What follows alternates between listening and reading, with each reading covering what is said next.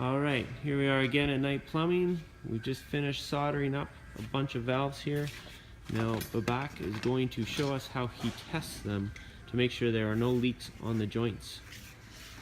So that way when it gets into our customers' homes, we don't have any problems in behind the walls, because those can be very, very costly and time consuming to deal with.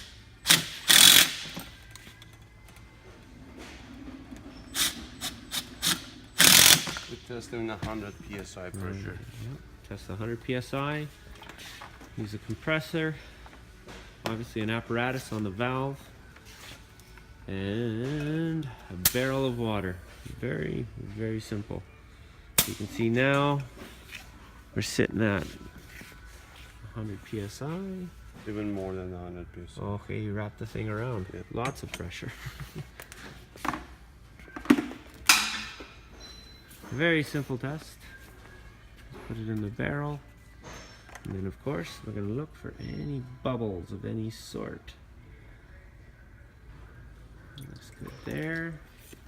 Fantastic. And of course, there's the other end. Now you want to make sure your valve is in the open position as well, so that the air does make it up to the shower head portion.